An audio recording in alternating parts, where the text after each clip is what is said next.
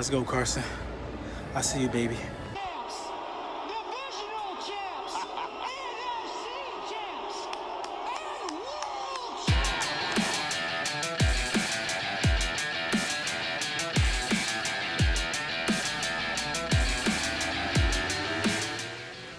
Lil Brunson back at you with the back at you, and I know you saw what I saw. I know you saw him, right?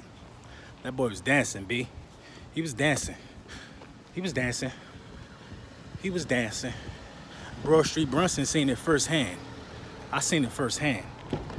As I step into this 400 horsepower, I seen it firsthand, man. Carson Wentz will be ready week 1. Let's get that straight right now. Carson Wentz will be ready week 1. You want to know how I know? Oh, damn, let me put my phone on the charger. This is how I know. The man was dancing to Michael Jackson Thriller.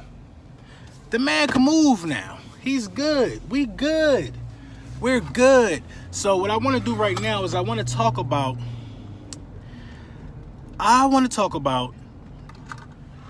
the 5 dangerous wide receivers that we probably have to worry about. All right, I'm gonna go from best to worst. So I think we may have to worry about Julio Jones. Would probably be the best we got to worry about. Julio Jones. But Julio Jones historically hasn't gotten off on us. So I'm not going to say he's the best, but everybody will say Julio Jones is the best guy. Best receiver we'll be lining up against this year. So you got Julio Jones. You got Odell Beckham twice. After that, probably that guy from New Orleans. I always get his name up. Michael Thomas, I think, something like that.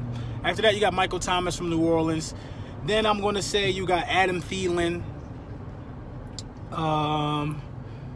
I kind of think Stephon Diggs is better than Thielen. Then I'm going to say you got, I'm going to give it to Adam Thielen, though. I'm going to say you got Adam Thielen, and then you got Brandon Cooks. This is reasons why I'm not worried about none of these guys, man. I mean, they pose a threat because they are legitimate #1 receivers, but I'm not worried about none of these guys. Only person that I have to worry about is Michael Thomas because we hadn't played him. Our secondary has played everybody else. You know what I mean? And we got the same secondary, so it's no adjustment. We know what these guys bring to the table. That's the luxury of winning the Super Bowl and keeping your core together. When you win a Super Bowl, you want to keep your safeties and your cornerbacks together. You want to keep your offensive line together. You want to keep your defensive line together. You want to keep your wide receivers and your quarterback together and your tight end together. You want to keep everything together. You want to keep your backfield together as much as possible. But the backfield can change. The backfield is a piece that the backfield is very dynamic. In most situations, backfields can change. So you want to keep all these things together. And that gives you your chance of winning the Super Bowl. You know what I mean? Or repeating. You want to keep all those things together. So that's why I'm not worried about the best wide receivers will play. As far as the best running backs will play this year, Leonard Fournette is up there. Alvin Kamara, with the way that he's a dual threat, is definitely up there. I'm not gonna say Saquon Barkley. I mean, the kid hasn't played 1 game yet. Ezekiel Elliott is up there. I mean, and the list goes on. You never know. Dalvin Cook comes back for the Vikings, so you never know what Dalvin Cook is going to bring to that table. But you know what I mean? And also the battles. Let's talk about the battles that's going on in training camp. Let's talk about these battles. This battle for the slot position. They say it's a battle. Sidney Jones and that other kid that spent some time with the Bears. I can't think of his name off top. I think it's Sidney Jones' position to win, but they say it's a battle. They are literally battling, and that's what we like to see.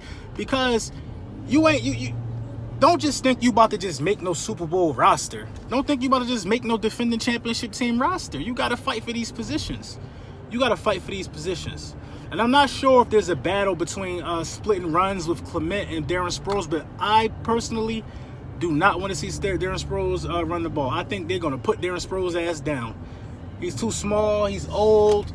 I mean, he ain't too small. Obviously, he's been doing this. He's a Hall of Famer, future Hall of Famer, but I mean, you just never know, man. You just never know. Question marks for me is how does Jordan Hicks get acclimated to what's going on, to a winning system? You know what I mean?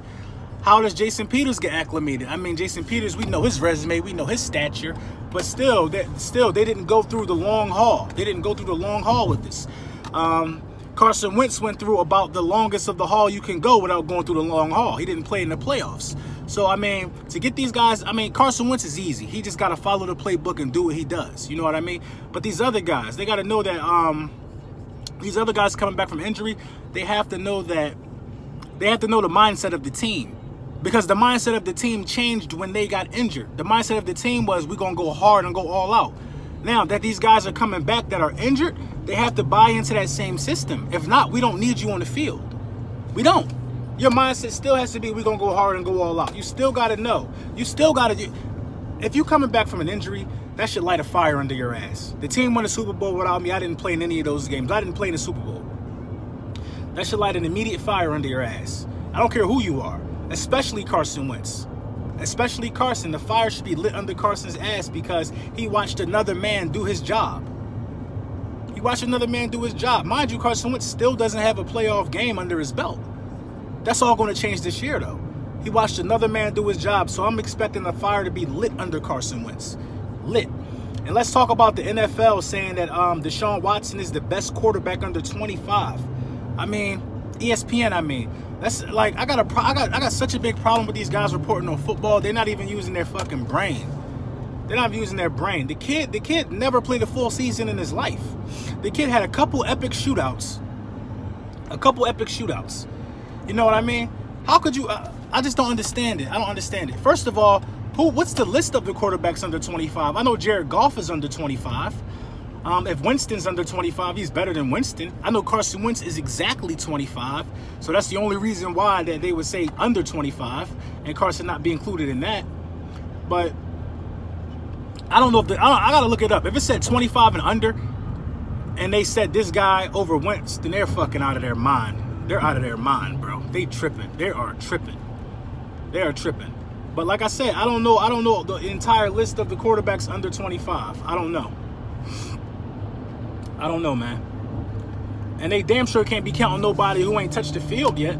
They can't be counting Baker Mayfield in that group. That'll just be ludicrous. That'll just be preposterous. So, you know, I kind of disagree with it. I can't say you better than Goff until you are you had your rookie year. You had your rookie year. That your rookie year ended in injury. You have to come out in your second year and kind of do what Wentz and Goff did. You got to. And can you definitely say he's better than Patrick Mahomes? Patrick Mahomes, or the guy that's got the starting job now in Kansas City? Can you say that? I don't think you can say that. He sat and absorbed the game for a year behind Andy Reid, behind Alex Smith, and now he's gonna get his chance in his second year. They said this kid has a cannon for an arm, an absolute cannon. So he's better than Mitchell Trubisky? I kind of like Mitchell Trubisky. I don't think he's a bust. I just think he plays for a terrible team. I mean, let's just call a spade with Deshaun Watson. The guy had 2 ACL injuries, you know, and the third one's really to try for something like this. So really his career is looking like it's going to be Sam Bradford's. He didn't have a better rookie season than Sam Bradford had. So that's neither here nor there. The guy don't play for my team, but I just think it's a crock of shit how they come up with these things in their damn heads. It took the NFL damn near 100 years to give a black quarterback some respect, and they do it in this way by saying that this guy who ain't even ready is the best quarterback under 25. False, but whatever. You know what I mean? Whatever. I think you know, I don't know, man. I don't know. As far as the NFC East goes, yes, it's the best division in football, period. Every team has a ring now. Everything has a ring. The Infinity Gauntlet is complete. So let's make no mistakes there. And a lot of people will say this, well, the division been around for the longest of time. But there were other teams in that division when the division started. I mean, weren't the Cardinals in the division for a period of time? The Cardinals still don't have a ring. So that argument is invalid. You know what I mean? That argument is invalid. And I'm gonna speak on elite quarterbacks as well. You know, to be an elite quarterback, you have to have a ring. We throw the word elite around way too loosely. Let's stop saying everybody's elite. The only elite quarterback without a ring is Dan Marino. That is it. Everybody else was very good. That's it.